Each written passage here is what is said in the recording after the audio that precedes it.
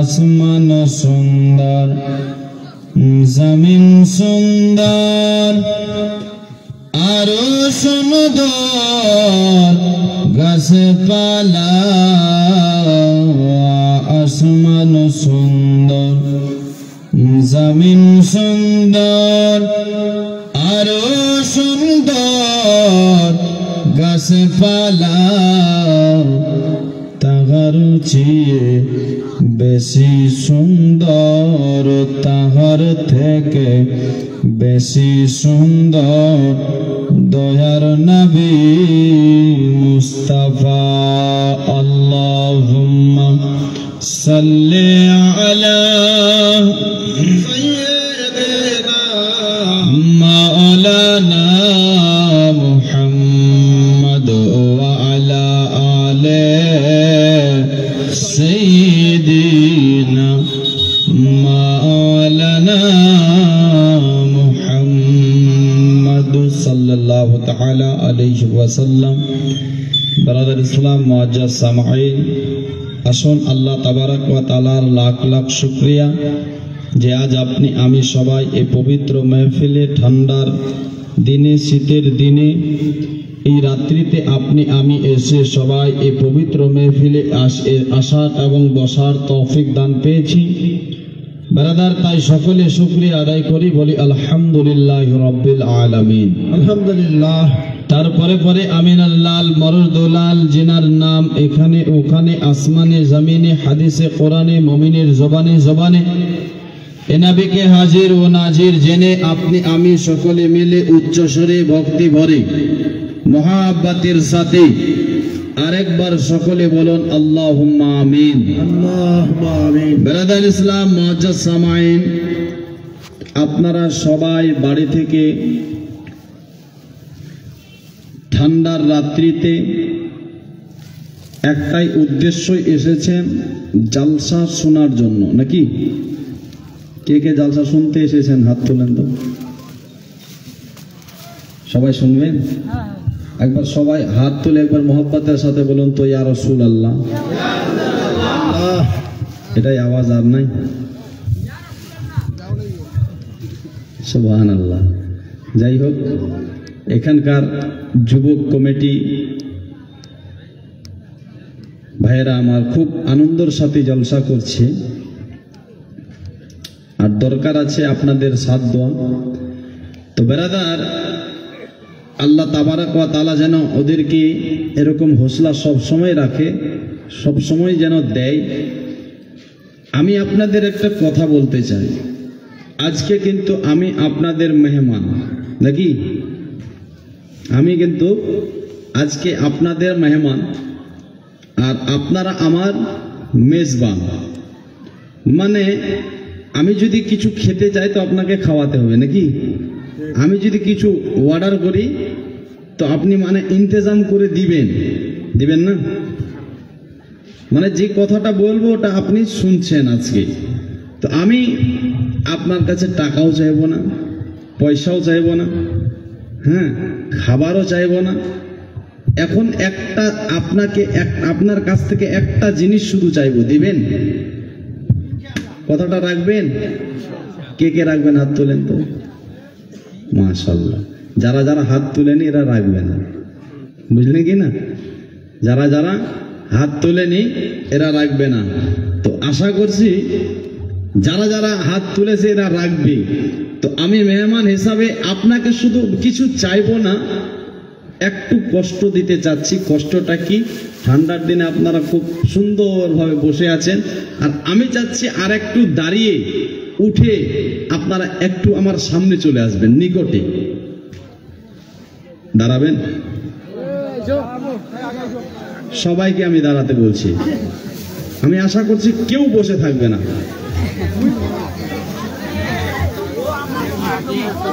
সবাই একদম নিকটে চলে আসুন।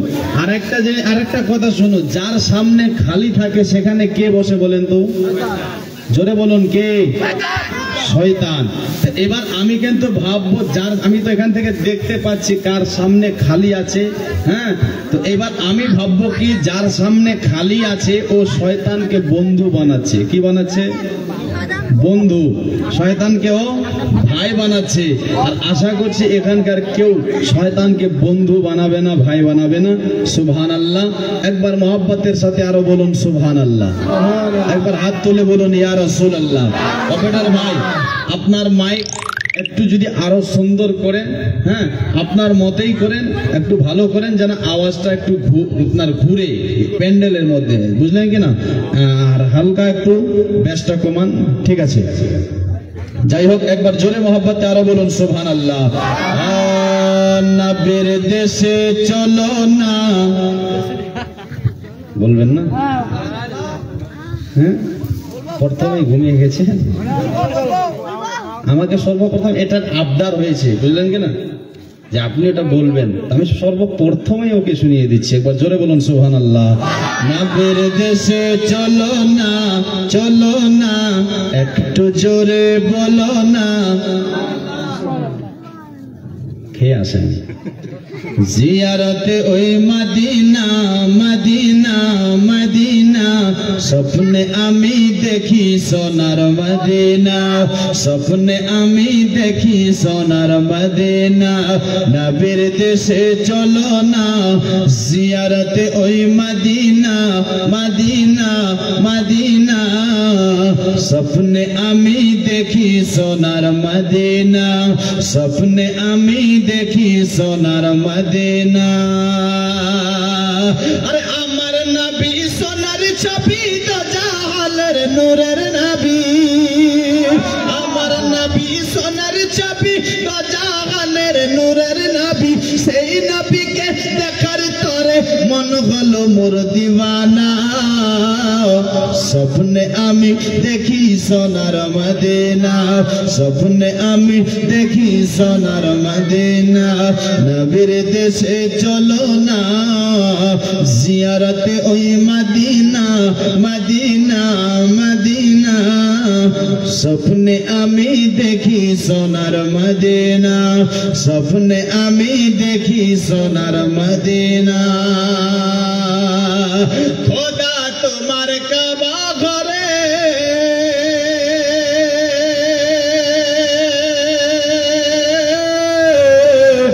নিয়মতের মেহমান করে, খোদা তোমার কাবা ঘরে নিয়মতের মেহমান করে। এই শ্রোতাদের আশা আল্লাহ, এই শ্রোতাদের আশা আল্লাহ কবুল করো রাব্বানা। স্বপ্নে আমি দেখি সোনার মদিনা, স্বপ্নে আমি দেখি সোনার মদিনা। নবীর দেশে চলো না, জিয়ারতে ওই মদিনা, মদিনা, মদিনা, স্বপ্নে আমি দেখি সোনার মদিনা। আত্মীয় স্বজন দাওয়াত দিয়ে খাই বলে ডেকে ডেকে, আত্মীয় স্বজন দাওয়াত দিয়ে খাই বলে ডেকে ডেকে। ভুল করেছি ক্ষমা করো, ভুল করেছি ক্ষমা করো। আর যাব আমি মদিনা, স্বপ্নে আমি দেখি সোনার মদিনা। নবীর দেশে চলো না, জিয়ারতে ওই মদিনা, মদিনা, স্বপ্নে আমি দেখি সোনার মদিনা। ব্রাদার ইসলাম মুআজ্জাজ সামাইন, আসুন এগিয়ে যাই। যদি উঠা বসা না করেন তো ইনশাল্লাহ নাত হবে, গজল হবে, সবকিছু হবে নাকি? আর যদি উঠাউঠি করেন তো আমাকে উঠতে হবে, লাগবে। ব্রাদার ইসলাম মুআজ্জাজ সামাইন, আসুন আমি আয়াতে কারিমা তেলাওয়াত করেছি, আল্লাহ তাবারাক ওয়া তাআলা কোরআন পাকের মধ্যে ঘোষণা করে বলছেন, কুল ইন কুনতুম তুহিব্বুনাল্লাহ ফাত্তাবিউনি ইউহিব্বুকুমুল্লাহ। আল্লাহ বলছে, হে নবী, আল্লাহ বলছে, হে আমার বন্ধু, আল্লাহ বলছেন, হে আমার দোস্ত, তুমি জানিয়ে দাও, তুমি প্রচার করে দাও, তুমি বলে দাও দুনিয়ার সমস্ত মানুষকে, যদি তারা আমি আল্লাহকে আপন করতে চায়। কাকে? যদি তারা আমি আল্লাহকে আপন করতে চায়, যদি তারা আমি আল্লাহকে দোস্ত বানাতে চায়, তো তারা যেন তোমার ইত্তেবা করে, তারা যেন তোমাকে ভালোবেসে নেয়, তারা যেন তোমার হয়ে যায়। এ আমার বন্ধু, শোনো, যে তোমার হবে, যে তোমাকে ভালোবেসে নেবে, আমি আল্লাহ অটোমেটিক তাকে ভালোবেসে নিব। জোরে বলো, যে তোমার হবে আমি আল্লাহ অটোমেটিক তার হব। বেরাদার বন্ধুগণ ভাই, এটাই শুধু নয়, আমার আল্লাহ তাবারাক ওয়া তাআলা আরো বলতেছেন কি, যে আমার হাবিবের হবে, যে আমার বন্ধুর হবে, আমি তার হব। এটাই শুধু নয়, আরো বলতেছেন, ইয়াগফিরু লাকুম যুনুবাকুম ওয়াল্লাহু গফুরুর রহিম। যে আমার বন্ধুর হবে, যে আমার হাবিবের হবে, আমি তো তার হবই, সাথে তার জিন্দেগির গুনাহ খাতাগুলোকে মাফ করে দিব। জোরে বলো, যে আমার বন্ধুর হবে, আমি তার জিন্দেগির গুনাহ খাতাগুলো কি করব?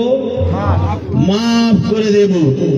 আমার পূর্বে হযরতের মুখ দ্বারা, জবান দ্বারা মেরাজ সম্পর্কে বয়ান শুনছিলেন। দোস্ত বন্ধুগণ ভাই, যে আমার আল্লাহ তাআলা আপনার আমার দয়ার নবী, মায়ার নবী মুস্তাফাকে মেরাজ করালেন। দোস্ত, আদম থেকে নিয়ে ঈসা পর্যন্ত সমস্ত নবীদের ইমাম হলেন। জোরে বলুন সুবহানাল্লাহ। সমস্ত ফেরেশতাদেরও ইমাম আমার নবীকে চিনেন একবার ভাই, জানেন একবার। এ মুসলমান, আজ আপনি আমি কালিমা পড়ি, লা ইলাহা ইল্লাল্লাহু মুহাম্মাদুর রাসূলুল্লাহ সাল্লাল্লাহু তাআলা আলাইহি ওয়াসাল্লাম।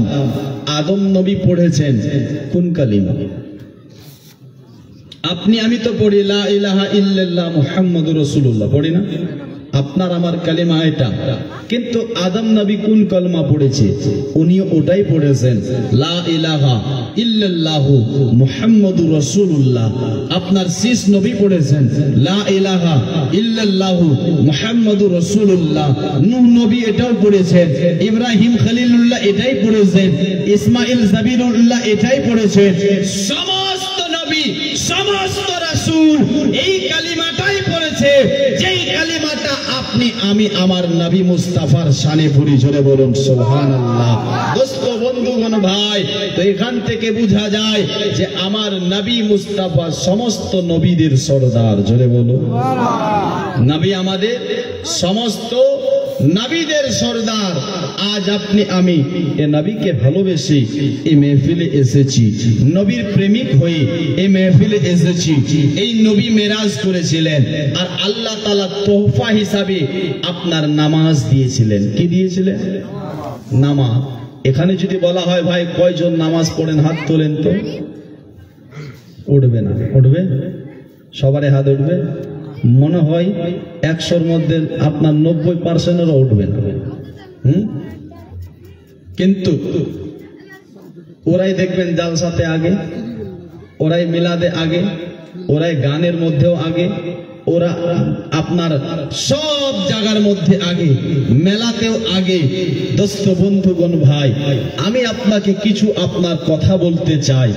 আপনি বলেন তো, আজকে আপনি এই জালসা করছেন, এই জালসাটা যদি আপনি 20 বছর না করেন, কোনো গুনাহ হবে?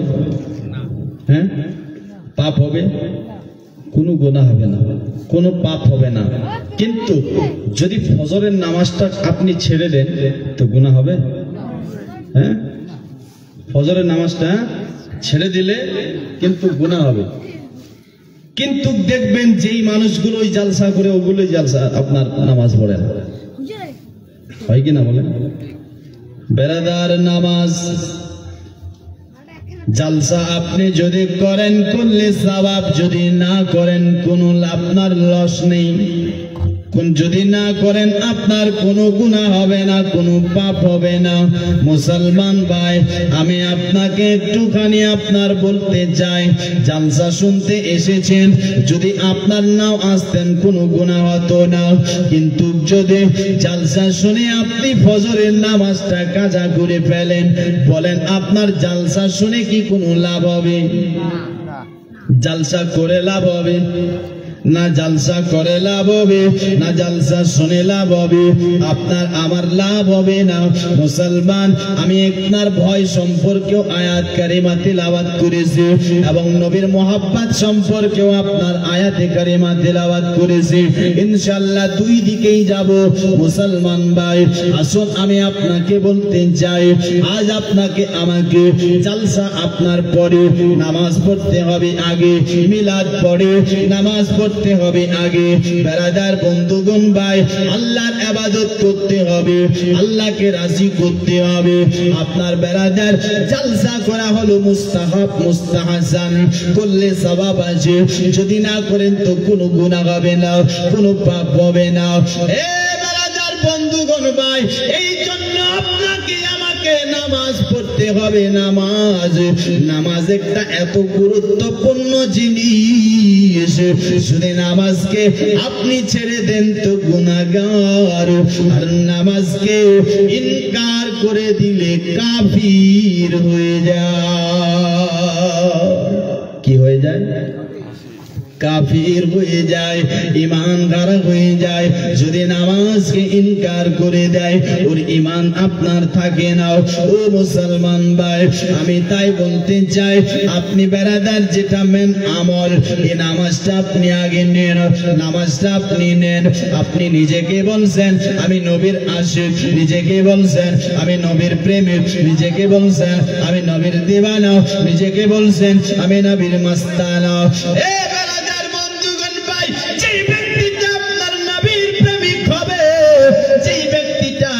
দিওয়ানা হবে, ওর এক ওয়াক্ত নামাজ কাজা হতে পারে না। জোরে বলুন, পারে?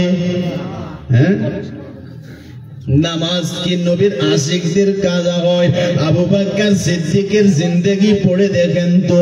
আবু বকর নবীর আপনার আশিক ছিলেন, নবীর আশিক এর মতন আর বড় ছিল না। ও মুসলমান, চলতে ফিরতে উঠতে বসতে নবীর পিছে পিছে। বলেন তো, আবু বকর সিদ্দিকের জিন্দেগির মধ্যে এমন কোন জায়গায় পেয়েছেন যে তার নামাজ কাজা হয়েছে?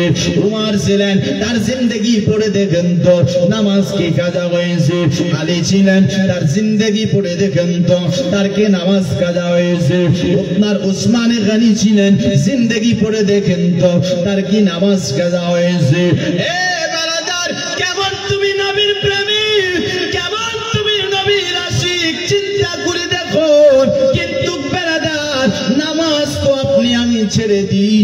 দেখুন, নামাজকে ছেড়ে দেওয়া কত বড় পাপ, নামাজকে ছেড়ে দিলে কত বড় গুনাহ হয়। আমি একটুখানি আপনাদের বলতে চাই ভাই, আপনি নামাজ ছেড়ে দেবেন সেটা আপনার ব্যাপার, আমার বলার দরকার আমি বলে দেব। আমল করলে আপনি কামিয়াব না, আপনি যদি করেন আপনি একদিন বুঝতে পারবেন যখন কবরে যাবেন। কোন কবরে? যে কবরে সাথী হবে না, যে কবরে বাতি হবে না, যে কবরে লাট হবে না, যে কবরের মধ্যে দরজা হবে না, ওই কবরে আপনাকে যেতে হবে। যে কবরে আপনার বাপ দাদা শুয়ে আছে, ওই কবরে আপনাকে একদিন আপনার ঠিকানা নিতে হবে। আর ওটাই হবে আপনার আমার প্রথম ঘর, প্রথম মঞ্জিল। নাকি না? এটা যেটা আমি সাজাচ্ছি, টাইলস লাগাচ্ছি, মার্বেল লাগাচ্ছি, পাথর লাগাচ্ছি, এসি লাগাচ্ছি, পাংখা লাগাচ্ছি, এটাকে আমি কিন্তু আসল ঘর মনে করি না? হ্যাঁ, এটার জন্য ভাই হয়ে ভাইকে কাটি কিনা বলেন? তবে আপনাদের এদিকে হয়তো ভালো, মুসলমান ভাই হয়ে ভাইকে কাটে। আমি বলতেছিলাম আসুন একটুখানি এগিয়ে যায় যে নামাজকে ছেড়ে দেওয়াতে কত বড় গুনাহ হয়, কত বড় পাপ হয়। যদি কোনো এক ব্যক্তি আপনার নামাজের মধ্যে সুস্তি করে নামাজকে ছেড়ে দেয়, একজন জানি আর একজন কাতিলের থেকেও বড় গুনাহগার হয়। কার থেকে? কার থেকে? জানি আর একজন কাতিলের থেকেও বেশি বড় গুনাহগার। আপনি বলবেন কেমন করে? এটা মুসা নবীর জামানার ঘটনা। এই মুসা নবীর জামানার মধ্যে একটা মেয়ে ছিলেন, যেই মেয়েটা আপনার জেনা করে পেটের মধ্যে বাচ্চা ধরেছিল বেরাদার, যেটা যারও সন্তান বেরাদার। আবার ওই বাচ্চাটাকে জন্ম দিয়েছেন, দেওয়ার পরে আবার তাকে কতল করে দিয়েছেন। কি করেছেন? আবার তাকে মেরে দিয়েছে। দেওয়ার পরে বেরাদার তিনি চিন্তা করতে লাগলো, আমি তো ভুল করেছি, আমি তো পাপ করেছি, আমার আল্লাহকে আমাকে মাফ করবে, আমার আল্লাহকে আমাকে ক্ষমা করবে। না না না, আমাকে ক্ষমা চাইতে হবে, আল্লাহকে রাজি করতে হবে। যেমনি হোক আমি তওবা করব, আল্লাহকে রাজি করব, আল্লাহকে আপন করব বেরাদার। তবে তওবা তো করব, একটু উসিলা যদি হয় ভালো হবে উসিলা। আর আমরা সুন্নি যারা তারা আপনি আমি কিন্তু উসিলা খুঁজি, উসিলা। ও মুসলমান ভাই আসুন, ওই মেয়েটা ছিলেন ওই জামানায় নবী মুসা ছিল। মুসা নবীর কাছে গেল, যাওয়ার পর বলেছিলেন হুজুর আপনাকে আমি কিছু বলতে চাই। কি বলবে বলো? বলেছেন হুজুর আমি আপনার এমন ভুল করেছি, এমন পাপ করেছি, পেটে বাচ্চা ধরে জন্ম দিয়ে আবার তাকে কতল করে দিয়েছি। হুজুর এখন আমার মন চাই আমি আল্লাহকে রাজি করব, আমার মন চাই আমি আল্লাহকে খুশি করব, আমার মন চাই এখন আমি আল্লাহকে আপন করতে চাই, আমি তাওবাতান নাসুহার প্রতি তওবা করতে চাই। হুজুর আপনি একটু দোয়া করেন। কেন? আপনি তো আপনার আল্লাহর সাথে আপনি কথা বলেন, আপনি একটু আমার ব্যাপারেও বলবেন, আপনি সুপারিশ করবেন, আমার আল্লাহ যেন আমাকে মাফ করে দেয়, আমার আল্লাহ যেন আমাকে ক্ষমা করে দেয়। মুসা নবী আপনার যখন কথাটা শুনেছে, শোনার সঙ্গে সঙ্গে সঙ্গে ওই মেয়েটাকে বলছেন মেয়েটাও এখান থেকে চলে যাও, এখান থেকে পালিয়ে যাও, এখান থেকে চলে যাও। তুমি এত বড় গুনাহগার, এত বড় পাপী, যেই জায়গার মধ্যে দাঁড়িয়ে আছো আল্লাহ তাআলা ওই জায়গাটাকে জালজালা আপনার দিয়ে দিতে পারে, আগুন লাগিয়ে দিতে পারে। তুমি চলে যাও, চলে যাও, আল্লাহ তোমায় মাফ করবে না, আল্লাহ তোমায় ক্ষমা করবে না। এত বড় পাপী কি আল্লাহ কেমন করে মাফ করবে, কেমন করে ক্ষমা করবে? না না না, তুমি চলে যাও। ওই মেয়েটা শর্মিন্দা হয়ে সে জায়গা থেকে চলে যাচ্ছিলেন, এমনি সময় আল্লাহর ফেরেশতা হযরতে জিবরিল আমিন যেন চলে এসেছে। আসার পর বলেছেন হুজুর আমি আপনাকে কিছু বলতে চাই। বলে কি বলবে বলো? বলছে গো পয়গম্বর মুসা আপনি যে মেয়েটাকে তাড়িয়ে দিলেন তার কারণটা কি, উদ্দেশ্যটাকে একটুখানি বলো, আপনি তাকে কেন তাড়িয়ে দিলেন একটুখানি বলো। ও মুসা নবী বলছে বাবা আল্লাহর ফেরেশতা জিবরিল এই মেয়েটা এমন ভুল করেছে, এমন পাপ করেছে, আল্লাহ তাকে কেমন করে মাফ করতে পারে, আল্লাহ তাকে কেমন করে ক্ষমা করতে পারে, আল্লাহ তাকে মাফ করতে পারে না, আল্লাহ তাকে ক্ষমা করতে পারে না। এই জন্য আমি তাকে তাড়িয়ে দিয়েছি, এই জন্য আমি তাকে পাঠিয়ে দিয়েছি। আল্লাহর ফেরেশতা জিবরিল আমিন বলছে মুসা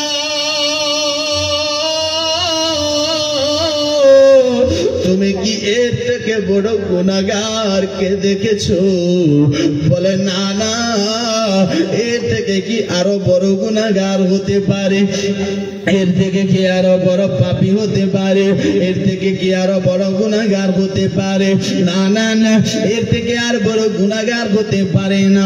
আল্লাহর ফেরেশতা জিবরিল আমিন বলতেছে মুসা শুনো, আমার আল্লাহ যাকে দুটি পা দিয়েছে চলার জন্য, যাকে জবান দিয়েছে বলার জন্য, কান দিয়েছে শোনার জন্য, হাত দিয়েছে করে খাওয়ার জন্য, আপনার সমস্ত শরীরটা দিয়েছে আল্লাহ তাআলা। এটি একটি রহমত। আল্লাহর এই সমস্ত শরীরটা হলো নিয়ামত, এবং কি দুটি চোখ দিয়েছে দেখার জন্য। এত বড় নিয়ামত পেয়ে এই বান্দা যখন আপনার সমস্ত শরীর সুস্থ থাকার পরে জেনে শুনে এক ওয়াক্তের নামাজকে ছেড়ে দেয়, এই ব্যক্তিটা জানি আর কাতিলের থেকেও বড় গুনাহগার। আল্লাহু আকবার। চিন্তা করে দেখো মুসলমান ভাই, এ বেনামাজি ব্যক্তিটা জানি আর কাতিলের থেকেও বড় গুনাহগার। আর আজ আপনি আমি মুসলমান কোথায় আছি? আজ আপনি আমি ভাবছি দুনিয়াটায় আমার আসল, আমার শক্তি আছে, তাকত আছে।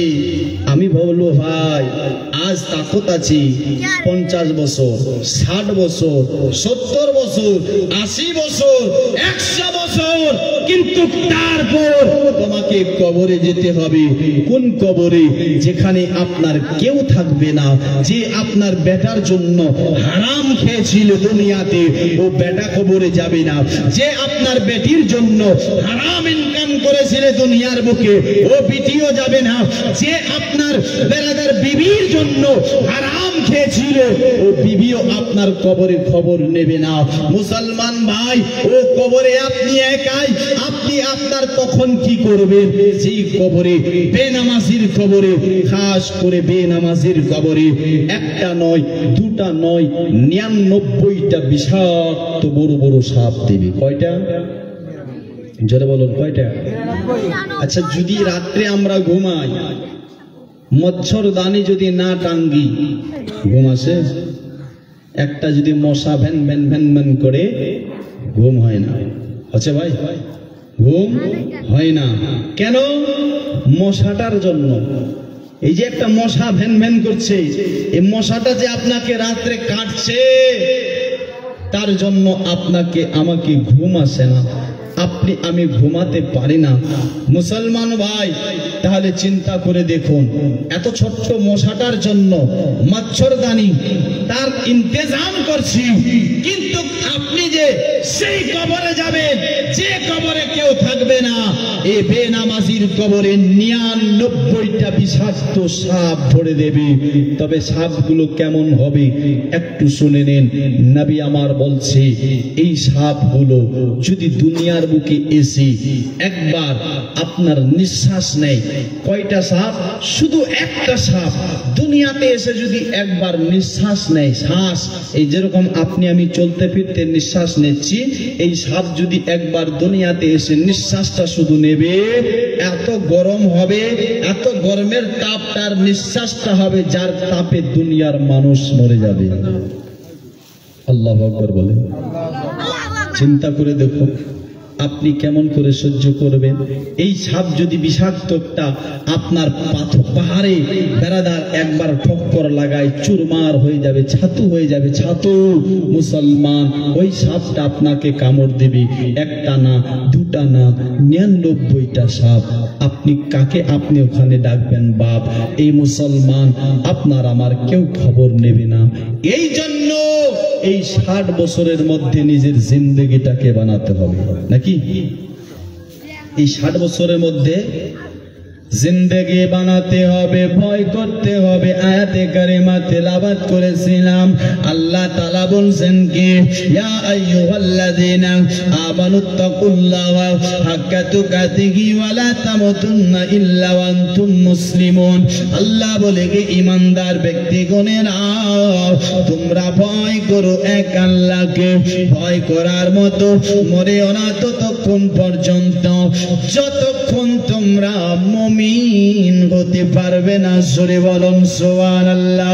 দোস্ত, এখানে আল্লাহ চায় বান্দা তুমি মুমিন হয়ে মরো। কাকে বলেছেন? ইমানদারদেরকে। ইমানদারকে ডেকে বলেছে বান্দা তুমি মুমিন হয়ে মরো, মুমিন হয়ে মরো। মানে আল্লাহ আমার চাই না যে তোমরা এমনি মরো, মুমিন হয়ে মরো। মানে মুমিন হয়ে মরতে পারলে ঠিকানাটা জান্নাত। তবে জোরে বলুন সুবহানাল্লাহ। দোস্ত, বন্ধুগণ, ভাই, আজ তো আপনার আমার আপনার আমল নাই, ইবাদত নাই, কিন্তু দেখেন দুনিয়াতে তো আপনার মজদুরি করে, দুনিয়ার বুকে তো কাজ কাম করে, দুনিয়ার বুকে তো আপনার কি না কি করে, বেড়াদার পেটের জন্য সব কিছু করে। আমার আল্লাহ বান্দাকে ডেকে বলছে বান্দা, ও আমার বান্দারে, ও আমার বান্দিরে, শোনো একটুখানি, শোনো শোনো।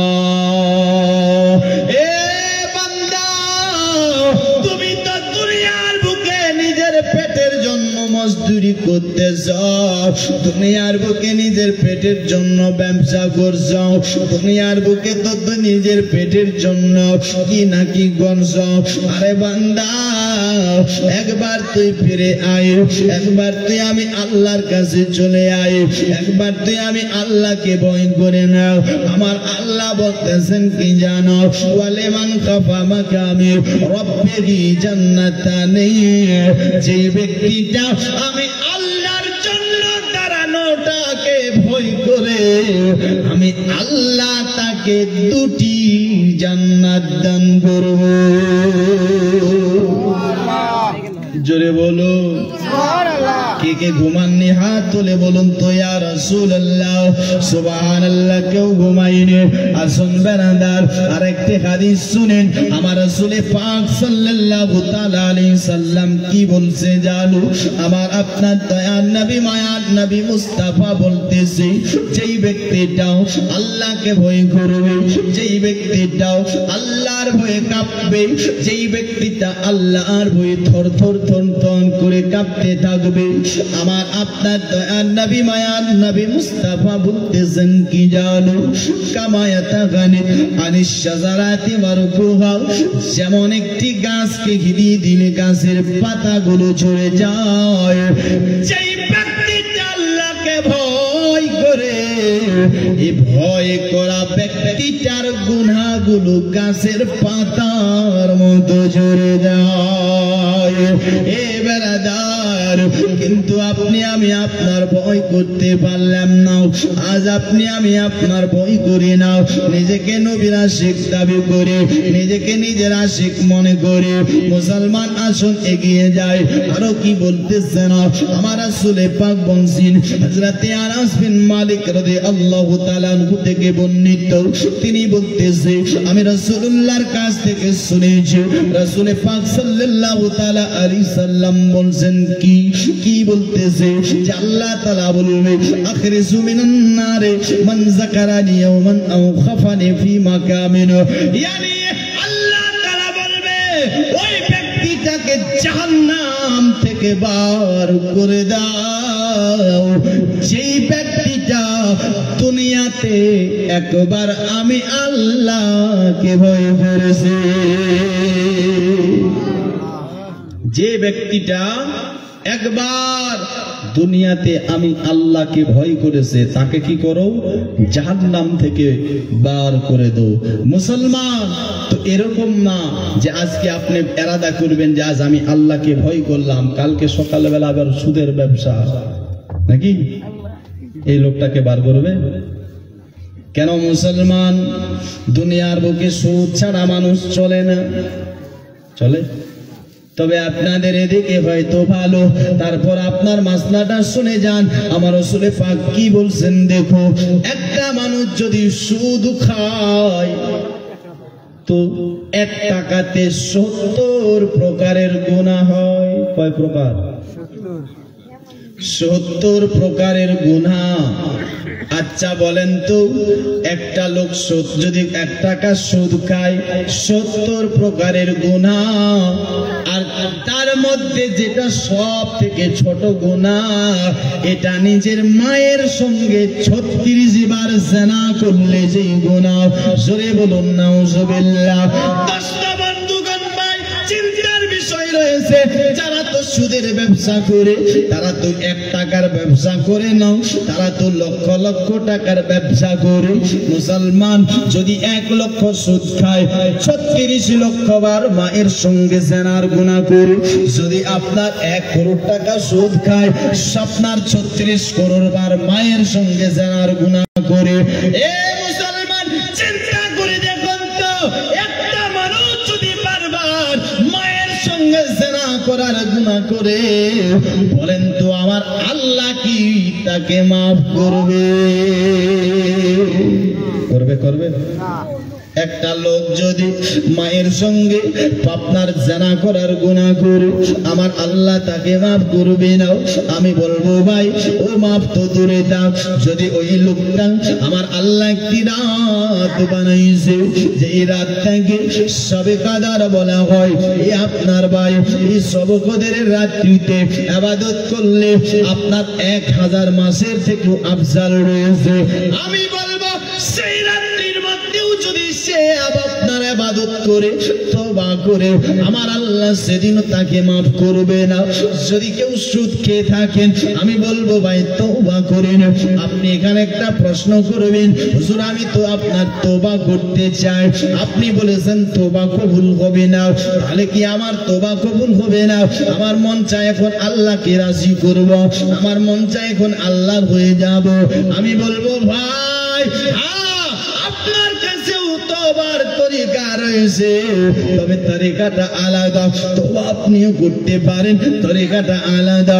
যেমন আপনি আল্লাহর কাছে ভুল করলে আল্লাহর কাছে তওবা করবেন, আমার আল্লাহ বলছে পাহাড়ের থেকেও বড় গুনাহ করেছো, আমি আল্লাহ মাফ করে দেব, আমি আল্লাহ ক্ষমা করে দেব। কিন্তু সুদ খেয়েছো মানে অন্যের হক খেয়েছো, তুমি মানুষকে ঠকাইছো, একজন মানুষ হয়ে মানুষের সঙ্গে গাদ্দারি করেছো, যার কারণে তুমি যে আমি আল্লাহর কাছে মাপ চাও, তার আগে যার কাছ থেকে সুদের টাকাটা নিয়েছো তার কাছে টাকাটা ফিরিয়ে দাও। তার কাছে কি করতে হবে? টাকাটা ফিরিয়ে দিতে হবে, তারপর তোমার মাপ হবে। এখানে প্রশ্ন আরেকটা হবে, প্রশ্নটা কি জানেন? প্রশ্ন হবে এটা, হুজুর আমি তো আপনার চাই, কিন্তু আপনি বলেছেন টাকা ফিরিয়ে দিতে হবে। আমি কার কাছে টাকা নিয়েছি, কত টাকা নিয়েছি, আমার তো আপনার নাই। আমি তো এস মাস্তি করে আমি আপনার আমার টাকাগুলো সব শেষ করে ফেলেছি, আমি সব কিছু বরবাদ করে দিয়েছি, এখন আমি দিতেও পারি না, তবে আল্লাহকে রাজি করতে চাই।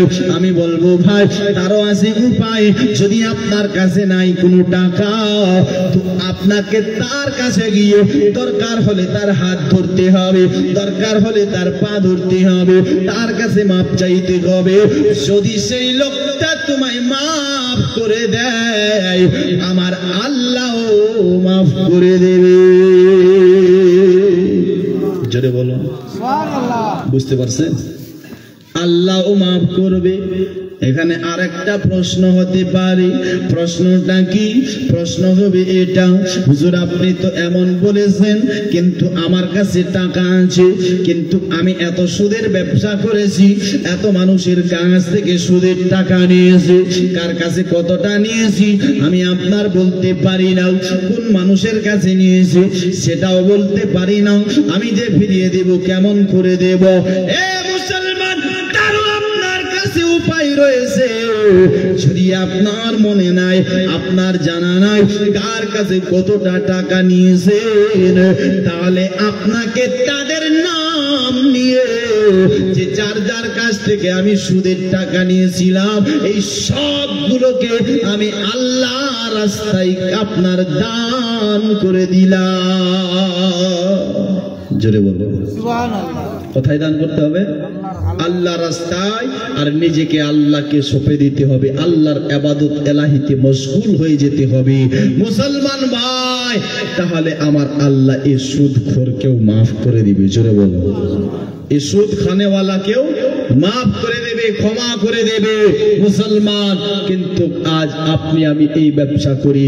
মুসলমান ভাই, যেমন একটা লোক নিজের মায়ের সঙ্গে জেনা করতে পারে না, মুসলমান তেমনই চিন্তা করে দেখুন, সুদ খেলে 1 টাকাতে 36 বার মায়ের সঙ্গে জেনার গুনাহ হয়।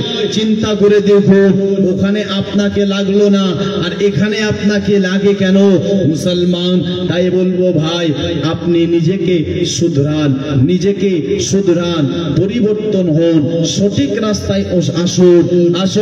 বলতেছিলাম কি, আমার আল্লাহ তাবারাক ওয়া তাআলা বলছে, যেই ব্যক্তিটা আমি আল্লাহকে ভয় করে একবার, আমি আল্লাহ তাকে জাহান্নাম থেকে বার করে দেব। কোথায় থেকে? জোরে বলুন, কোথায় থেকে? জাহান্নাম থেকে। বুঝা গেল, ভয় করতে হবে কাকে? আল্লাহ। কি কবি বলছে, আমরা গুনাহগার, আল্লাহ ডাকে বারে বার, তুমি দয়া না করিলে দয়া পাবো কার? আমরা গুনাহগার, আল্লাহ ডাকে বারে বার, তুমি দয়া না করিলে দয়া পাবো কার? ক্ষমা করে দাও গো প্রভু, ক্ষমা করে দাও গো প্রভু, তুমি তো জব্বার, আমরা গুনাহগার, আল্লাহ ডাকে বারে বার, তুমি দয়া না করিলে দয়া পাবো কার? তুমি দয়া না করিলে দয়া পাবো কার? মা বাবাকে আমরা কেহ ভুলতে পারি না, মা বাবাকে কবরেতে কষ্ট দিও না, মা বাবাকে আমরা কেহ ভুলতে পারি না, মা বাবাকে কবরেতে কষ্ট দিও না। তুমি জলিল জব্বার, তুমি জলিল জব্বার, আমরা গুনাহগার, আল্লাহ ডাকি বারে বার, তুমি দয়া না করিলে দয়া পাবো কার? জোরে বলুন সুবহানাল্লাহ। বেরাদার বন্ধুগণ ভাই, আপনাকে আমাকে ভয় করতে হবে আল্লাহকে। মুসলমান ভয় করতে পারি না। আসুন আরেকটি হাদিস শুনেন। হযরত আব্দুল্লাহ ইবনে আব্বাস রাদিয়াল্লাহু তাআলা আনহু থেকে বর্ণিত, তিনি বলতেছেন কি জানো, আমি রাসূলুল্লাহর কাছ থেকে শুনেছি, রাসূল পাক সাল্লাল্লাহু তাআলা আলাইহি সাল্লাম বলছেন, কি বলছেন জানো? আমার দয়ার নবী, মায়ার নবী মুস্তাফা বলতেছে কি, যে আপনার আমার নবী বলছেন, আইনান লা তামাসসুহুমান নার ওয়া আইনুন বাকাত মিন খাশিয়াতিল্লাহ ওয়া আইনুন বাতাত তাহরুসু ফি সাবিলিল্লাহ, yani ওই ব্যক্তিটার ওই আপনার চোখটাকে জ্বালাবে না, যেই চোখটা আমার নবী বলছে ওই চোখটাকে জ্বালাবে না, যেই চোখটা আল্লাহর ভয়ে কাঁদে এই চোখটাকে আগুন জ্বালাবে না। আরেকটি চোখ হবে যেই চোখটা আল্লাহর রাগে রাত কেটে দেয়, এই চোখটাকে জ্বালাবে না। মুসলমান এই দুটি চোখকে জ্বালাবে না, যেই চোখটা আল্লাহর রাগে আপনার রাত কেটে দেয়, এই আপনার চোখটাকে আপনার জ্বালাবে না। আপনি আমি কোথায় রাত কাটি? আপনি আমি যেখানে টাকা সেখানে রাত কাটে, আপনি আমি যেখানে পয়সা সেখানে রাত কাটে, আপনি আমি যেখানে লাভ হবে সেখানে গিয়ে আপনার রাত কাটে, আপনি আমি রাত কাটি কোথায়? যেখানে এমএলএ সেখানে রাত কাটে, যেখানে মেম্বার প্রধানের মিছিল হয় সেখানে আপনি আমি রাত কাটে, যেখানে ডাকাইতদের আপনার বিচার হয় সেখানে রাত কাটে, যেখানে আপনার বেরাদার এমএলএ সেখানে রাত কেন কাটি মুসলমান? কারণ হলো এটা, এমএলএ এর কাছে আপনার যদি ঘুরতে পারে তাহলে আমার বাড়িতে একটা টেবিল দিতে পারে, আমার বাড়িতে একটা চাকরি দিতে পারে, আমার বাড়িতে একটা ঘর দিতে পারে। এই টাকার আশায়, এই দৌলতের আশায় আজ মেম্বার প্রধানের পিছে পিছে ঘুরছে, চোর ডাকাতদের পিছে ঘুরছে, যারা আপনার মস্তান আছে, যারা গুন্ডা আছে, যার কাছে গেলে টাকা পাওয়া যাবে, যার কাছে গেলে বাঁচা যাবে, আপনি আমি তার কাছে গিয়ে আপনার ঘুরতেছে, তার কাছে গিয়ে আপনার বেড়াদার যায়, তার কাছে রাত কাটে দিন কাটে। কিন্তু আমার আল্লাহ তাবারাক ওয়া তাআলা বান্দাদেরকে ডেকে বলতেছে, বান্দারা আমার বান্দারাও একটুখানি শোনো রে, তোমরা তো মেম্বার প্রধানের পিছে ঘুরছো, এমএলএর পিছে ঘুরছো, ডাকাতদের পিছে ঘুরছো, আপনার টাকাওয়ালার পিছে পিছে ঘুরছো, শুধু দুনিয়ার আশায়, দুনিয়ার পামিক সেজে, দুনিয়ার আশিক সেজে। ওরে বান্দা একবার আয়, একবার তুই ফিরে আয়, একবার তুই আমি আল্লাহর দরবারে চলে আয়। আমার আল্লাহ বলছেন, যে ব্যক্তি আমি আল্লাহর কাছে এসে আমি আল্লাহর ইবাদত করবে, আমার আল্লাহ বলছেন ফাদখুলি ফি ইবাদি ওয়াদখুলি জান্নাতি, যে আমি আল্লাহর ইবাদত করবে আমি আল্লাহ তাকে জান্নাত দান করব। কি করবে? জান্নাত দান করবে। কিন্তু জান্নাতের আশিক নয়, জান্নাতের প্রেমিক নয়, দুনিয়ার পাগল হয়েছে মুসলমান ভাই।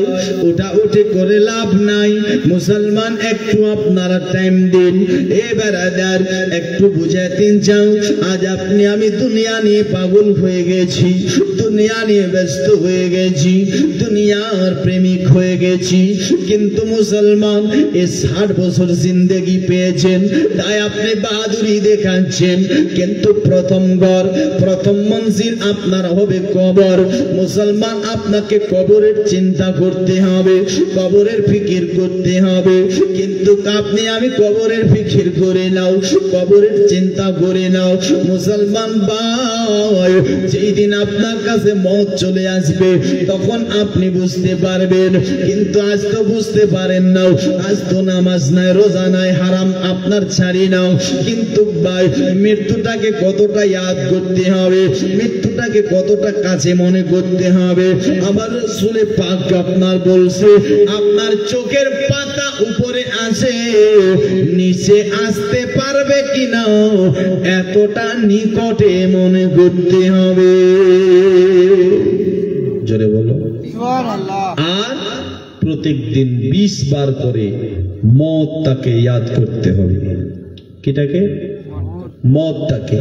এই মৃত্যুটাকে যদি 20 বার স্মরণ করতে পারি, 20 বার ইয়াদ করতে পারি, তাহলে নিজের ঈমান মজবুত হয়ে যাবে। জোরে বলো, নিজের ঈমানটা মজবুত হবে।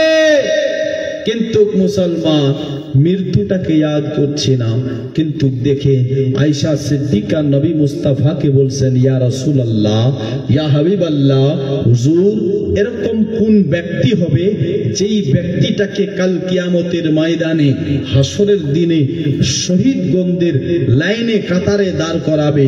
তো নবী আমার বলছে, ওই ব্যক্তিটাকে আপনার শহীদগণদের লাইনে কাতারে দাঁড় করাবে যেই ব্যক্তিটা প্রত্যেকদিন 20 বার মৃত্যুটাকে ইয়াদ করে। জোরে বলো যেই ব্যক্তিটা প্রত্যেক দিন মওতটাকে ইয়াদ করে, মৃত্যুটাকে ইয়াদ করে।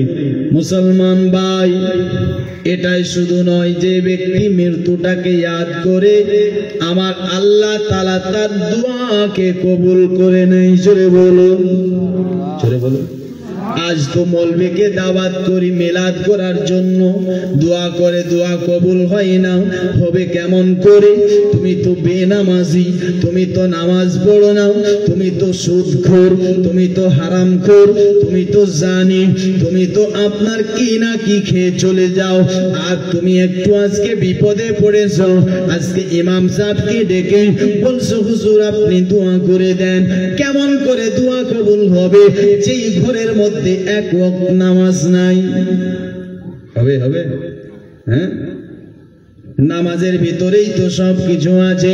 আপনার বাড়িতে এই নামাজ পড়লে আমার আল্লাহ বরকত দেয়, নামাজ পড়লে রহমত নাজিল করে, নামাজ পড়লে বেমারি থেকে শিফা পাওয়া যায়।